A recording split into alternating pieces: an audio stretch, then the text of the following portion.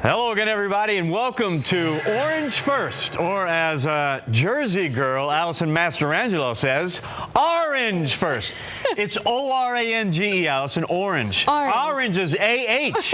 No. R-A-N, but R-A-N-G. You have to remember, there are two towns from New Jersey that are named after the fruit, right? Orange. West Orange and East Orange. Really? Yeah. Yeah. I'm South Jersey. There you go. South Jersey.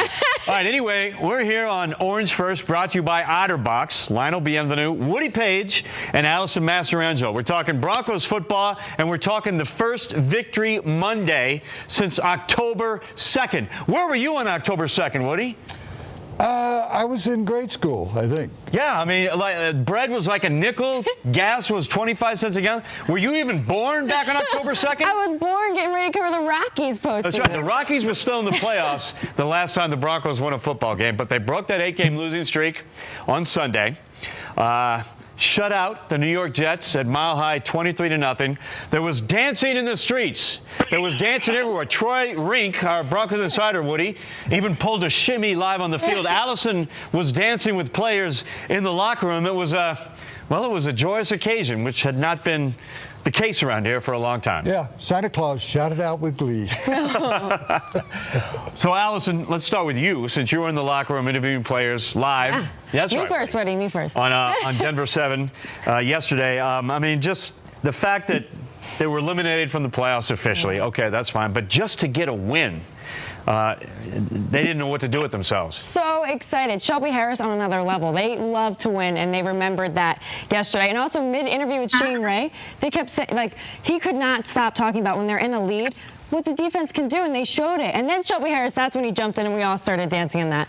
And C.J. Anderson, he was excited, but he also said, you know, that was a huge win for them because they're talking about, like, that's an audition for next year. And they have the talent on the team. They've been saying that all season, and they played a clean game for once, and that's why they won. Yeah, excellent observation, because during this 8-game losing streak, they were ahead in games a total of 11 minutes out of 480 minutes. And so when you're so dependent on your defense, and I remember talking to John Elway just before he took over the team, the night before we were having a phone conversation, he said, my goal is to create a defense here.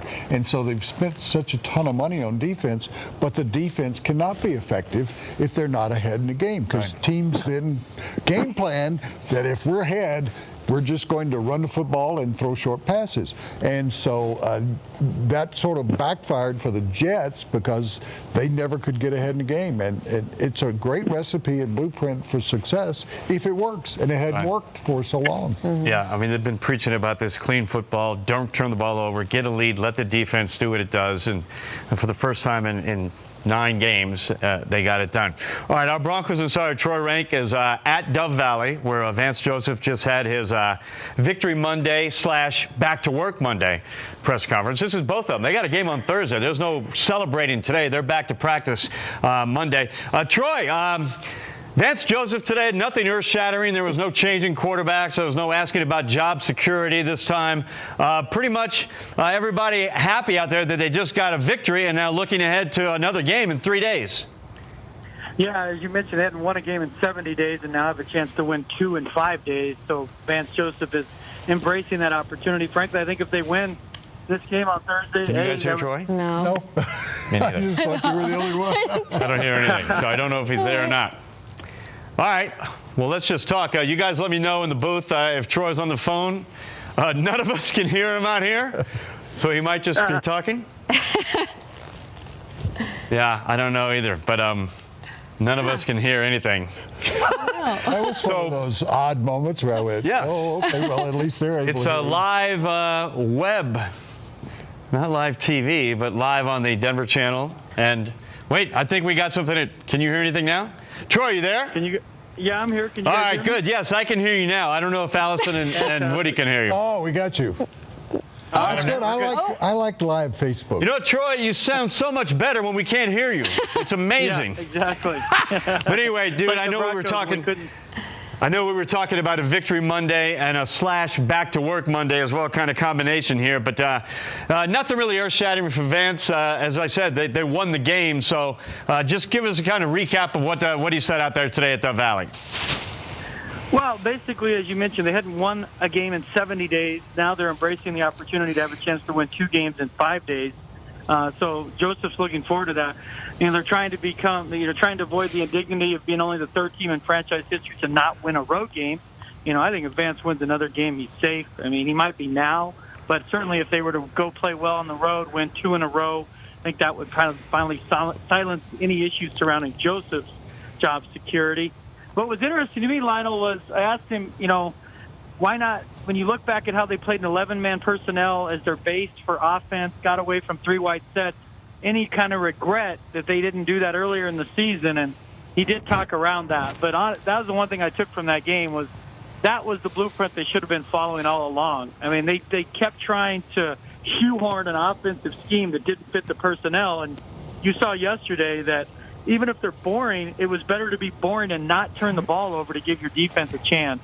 But here's where they are. They finally won, and they're feeling good about themselves going into Indy. Yeah, I mean, they got some confidence, maybe some momentum going into Indy on Thursday night, another road game, which hasn't been very good for this team in a long time. But, I mean, we're reacting to a win to put them at 4-9, right, guys? That kind of shows you everybody's excited and dancing with 4 wins in this season. Does that show you how far we've come from Super Bowl 50? I think you have to be a little bit more specific. Everybody's dancing in the locker room and maybe at Dove Valley, but I haven't seen anybody on the streets of Denver or Highlands Ranch or anywhere that's jumping up and down for joy based on what happened. It's one victory in a long string of losses and failures this year. They're not going to the playoffs. They were officially eliminated yesterday, in case people didn't figure that out. And it's just one of those times. And as you guys know, I've covered this team for 35, 40-something years. I'd forgotten, but I've seen these kind of stretches. And the worst part of the NFL season is that it ends at Christmas time. And it affected, I went to Walmart the other day to get some stocking stuffers, and they're marking down all the Broncos stuff. Nobody's buying it. And so it's affected, even the governor said, it's really affected the business. It affects the mood of people here. It's a blue Christmas. And so people might be jumping up and down in a small area of southeast Denver, but people realize that this is not a quick fix. It's not going to be fixed this year. It may not be fixed next year. It might take 3, 4, 5 years. It took that after John Elway retired before that team was good again. All right, well, listen, I'm going to ask Troy and then Allison, and what do you guys also comment on this one? Troy, the kind of feeling in the locker room from Brandon Marshall, who said it, this is what happens when the Broncos don't beat the Broncos. And Shane Ray said, this is how we should have beaten everybody this year, is how we did it today. Is this a microcosm of how good this team could have been, Troy, if they would have played better? Or is this team not have the talent to do it? I mean, they're saying we have the talent, we just didn't play well to win enough games this year, whereas everybody else is saying you just don't have the talent on that team to be a contender. What do you think? Well, I think defensively they have the talent to contend, and to their point, if they run a scheme that was more suited to protecting the ball and you didn't employ a punt returner who had 6 fumbles. There you go. Yes. You probably beat the Giants. Let's just put it this way. There's no excuse for not beating the Giants and Bengals at home. If you win those 2 games, you're sitting here now at 6-7 with a chance, albeit a little bit of long shot, to finish 8-8, 9-7. And that's pretty much one game out of first place in the West. Right. Exactly. And so are they a good team? Either way, no. But there's no way they should have ever lost 8 straight games. And part of that was on scheme. Part of it was on the defense that just had enough. And you could see it in games when it was just, here we go, turnover, down 10-0. The defense finally just relented. But the defense, Lionel, even what impressed me is no Domata Petco, no Derek Wolfe. Shelby Harris played well. You got guys on that D-line that have really, Kyle Petco had his first opportunity. He had a nice game. You have guys on that defense playing well. Brandon Marshall played one of his best games as a Bronco. And so that was encouraging to see. Guys kept telling me, we don't want Vance Joseph to get fired. We like him. We believe in him. And yesterday they played for him and Joe Woods, the defensive coordinator. Yeah, all right. So defensively, okay? Offensively, obviously, yesterday they played well, didn't turn the ball over, but that hasn't been the formula for the last and I would 8 just games. respond to Troy that, they could have won those 2 games and they'd be 6-7. Really, is that what Denver wants, is to be 6-7 going in the last 3 games? Well, or not. No, that's not. When you set high standards and you have the leadership from the top saying, we only have one goal in mind, the players talking about Super Bowls in training camp, that 6-7 even wouldn't have been received well in Denver. No, this team is in deep trouble. It's got a turnover, and Troy and I talked about it before Sports Extra last night. They got to turn over 24 players. That's almost half the roster, and it's going to take that, and I think that it's going to take spending every bit of that $50 million in salary cap money that you got to try and bring in a team that is competitive next year. I mean, I think they have the talent too, but the big thing was the leadership, and they kept talking about that too. When you have Peyton Manning and DeMarcus Ware not there anymore, leadership is big in that locker room, and you can see that this year as well when the guys were talking about that after some of the losses as well. So leadership was lacking as well. Can I say this to you? Why don't some of those guys try and become leaders? It's hard to become a leader overnight, though. Well, it's not overnight. Demaryius Thomas has been here since 2009. He's never going to be a leader. Well, why name him captain? Leaders are Von Miller. They're Keep to lead, although he goes all over the board. Chris Harris, those guys. That's defense. What about offense? Where's the leader on offense? Offensive leaders. Yeah. Derek Wolfe told you in your story after when you were sitting and he was getting his hair cut. Yeah. Allison was talking to Derek Wolfe while he was getting that thing done. And he said, he goes, look, Peyton Manning, when he left, we have never filled the void on the offensive side. I mean, we see Trevor Siemian, I mean, maybe he is a leader, but he's kind of ho-hum. I'm not motivated after I listen to him. But Carson Wentz, it's very sad what happened to Carson Wentz. Yes, it is. Out for the rest of the season. He's in his second year. He becomes an immediate leader for that team. Natural-born leader, though. And you could always tell, I always said, quarterbacks are like presidents, really. When you walk into a room, you can tell who the president is. You can tell who a quarterback is. John Elway was a natural leader. Peyton Manning, okay. But leaders are not always born. They're made in this country. And I think that Trevor Siemian, who followed it, he followed around Peyton Manning like a puppy dog. He should have realized that was part of his game. He should have realized, and I'd like Troy to respond to this, at the beginning of the season, that he couldn't turn the ball over. He's not that good. And I just think that's why I can't see going forward. And I hear now people excited, you got to go with Trevor. And one of the talk stations that's aligned with the Broncos said, you got to go with Trevor. Do we really want to go through this again next year where it's Trevor Siemian and Paxton Lynch and somebody else? No. What killed him was Paxton Lynch being injured, and us not finding out for 6 games what Paxton Lynch can do. Now we're back to Trevor. They win a game, and all of a sudden it's kind of like, no, not the answer. Well, Troy, as Woody said, quarterback leadership devoid since Peyton Manning left, and Trevor has really not stepped into that role, has he? I know he's a team captain, but he just doesn't command the room, like you said, Woody. When you walk in, you can tell. That's our quarterback. That's our leader.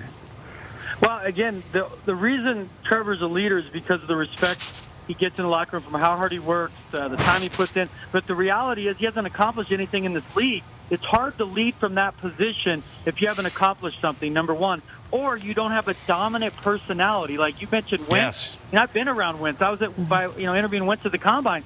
He is that guy, like what he talks about. You walk in a room, you don't know anything, but I know that guy's somebody. I don't know why, but he's got that vibe about him. Trevor does not have that vibe. So for him to be a true leader, for me, it would have to be through accomplishment, where he throws out 3 or 4 Pro Bowl seasons and guys follow him because he's good. Right now, they're following him because he's the quarterback, so he's a leader by default. And that's not a slight to him. It's hard to reinvent yourself. And Trevor's authentic. I give him that. But he doesn't inspire the room. That's not him. He's the quiet, lead by example. And that's not what this offense is needed. That's why you continue to see fans go gaga over Baker Mayfield. He's played well, obviously, in college, but fans want that fiery personality. And I don't know if it's going to work out for Mayfield in the pros, but that is the kind of I'm fascinated to see how would that personality play in this locker room, because he would then have the personality that we see in so many of their defensive players. confidence, bordering on cocky, put the game on my shoulders. What would that look like in this room? I'm intrigued. I don't know how his career in the NFL is going to, but that kind of personality has been missed, no doubt. In Manning's case, he was the professor you wanted to choke every day because he made homework miserable, and every day could be a pop quiz. And then you look up 2-3 years later and you still know the material. And he made you miserable, but he made you accountable to it every day. Right. And I've never seen a guy lead like he did. He was anal retentive in ways that were frightening, but also brought out the best in players. Well, you're right. All right, Troy, quickly from you, and then we'll talk some more up here. Thursday Night Football in Indy. I'm going to go out and say I feel like they're going to win this game, that the Colts, this isn't Peyton Manning going back to Indy to face Andrew Luck and playoffs on the line like we talked about last night, but I believe this team, this Broncos team, with the win on Sunday, can go in and win this game Thursday and get on a little 2-game win streak here. If it's winnable, if they don't turn it over, because the Colts are 1-7 in their last 8, the Broncos are 1-8 in their last 9. It's not exactly the Steelers, Cowboys of the 70s here, Lionel, but it's winnable if they don't turn it over. And if they follow the blueprint they used against the Jets, they absolutely could win. If they lose the turnable battle, they obviously are going to lose the game. But I do like the confidence I saw from this group, and maybe this is the final push in the back to get them through this final quarter of the season. All right, that's Troy Rennick at Dove Valley here on Orange First, brought to you by OtterBox. Boy, he hands up quick, doesn't he? It's already done. He's like, I'm out of here. Boom. No, he's going in the locker room and do some more work here. But keep track of what's going on at Dove Valley today. Follow Troy on Twitter, Instagram, Facebook, and also on the denverchannel.com as well. All right, Woody, 4 years ago, John Elway said, I want kicking and screaming. When John Fox went in, or actually when before they got Peyton Manning, he said, I want kicking and screaming.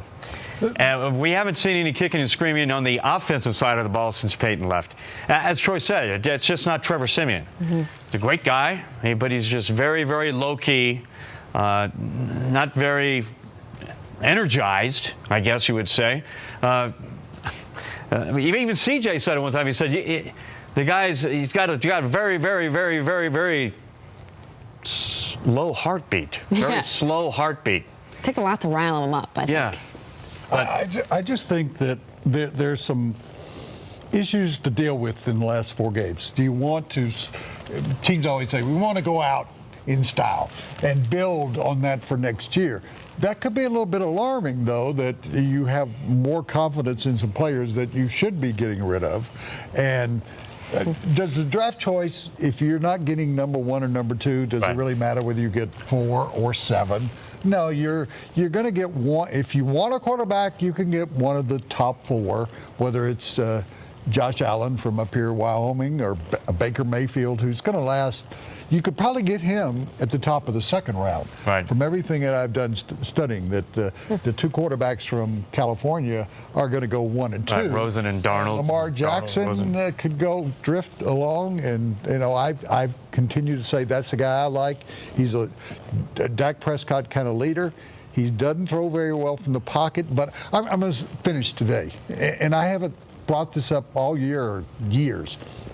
John Elway was a terrible pocket passer, and nobody really remembers that. Right. That he couldn't throw accurately from the pocket, but when he moved, he could throw greater than anybody on the run. And so there's always emphasis on pocket passers, and whether they're Dak Prescott plays well when he's on the run. Russ Wilson is the best quarterback in the league when he's out doing something. Carson Wentz is on the move as well a lot of times. So I think that it's important to remember that John Elway, if he threw it from me to you, guys couldn't catch it. It was so hard, but it also was not very accurate. But then when he got out here, because the window changes, if you're throwing to the camera, you got to throw at a pane. If you're throwing on the run to a guy who's on the move, you throw in the window. Yeah. And I had a coach tell me that a long time ago, and it really makes sense that if you're throwing just like that, but if you're out here and you're lofting it a little bit, you've got more freedom to actually, for the guy to get under it and catch it. And I think that's a problem that the Broncos have had with their quarterbacks. They're asking to be so precise with their throws. Paxton is also a guy that's better on the move than in the pocket. I think Tom Brady and Peyton Manning ruined it for the last few years for quarterbacks who can run and who can move and who can throw the ball like Russ Wilson. Everybody wants, well, I want Tom Brady to stand in the pocket and throw, or Peyton Manning, you know. But think of the few numbers. Johnny Unitas, Dan Marino, they were pocket guys. Right. John Elway was a movement guy. Peyton Manning was a pocket guy. Brady, as you said, Josh McDaniels told me the one thing they told Brady, don't ever run. Do not ever move out of your little territory. So there's so few of those. I would say Drew Brees fits into that category. When you that the rest of the guys have to figure out other ways to win the game, and leadership is part of that. And coming out of college now, there are very few guys who stand in the pocket and are pocket passers with the way colleges run the offense. So you're at a loss. I mean, everybody. I guess Darnold can run. Rosen is more of a pocket passer than anybody else in that group of potential first-round picks. All right, Thursday night, Allison, what do you see happening? I think the Broncos win. They're confident. They're motivated. They're also playing for jobs now. They're trying to audition for next year as well. So I think that's the big thing. And you're starting to play for maybe you can help knock people out of the playoffs and that kind of stuff. But I think they win if they keep it a clean game and they take the lead Don't first. pay attention to my chuckling. I do that all the time. But after listening to three of you, I went, boy, He's going the other way. Forgive me, but We're positive Indianapolis people. Colts players are playing for their jobs too. They're playing for their jobs at home, indoors, not in Buffalo in a snowstorm. Yeah. They played pretty well. The snow globe yesterday. To earlier, they could have won that game yesterday. Yeah, they could have. I mean, they were very close to winning the game. I don't think the Broncos win another game this year, and I'm not being anti-Broncos. Right. They're just, I mean, just because they won one game, they're going on the road. They haven't won on the road all year long. The next two games are on the road, and then the final game, Kansas City, talking about teams playing for their job, Kansas City will be playing for their playoff lives in that final game here because of the Chargers and the way they've emerged. I just don't see it, guys, that they're just not, you're not going to get ahead like you did on the road against even bad teams. So I picked them to lose. All right. We shall see. We don't have long to wait. That's the thing. Short week here. Broncos, Colts, Thursday night football coming up. That's it for us here on Orange First, brought to you by OtterBox. We'll see you again next week when we'll be talking about another Victory Monday, according to Allison. So we'll see what happens then. Okay, good. All right, Woody. I hope you're right. All right, guys. We'll see you next time right here on the Denver 7 Facebook page and the denverchannel.com. Until then, have a great week. We're planning the parade.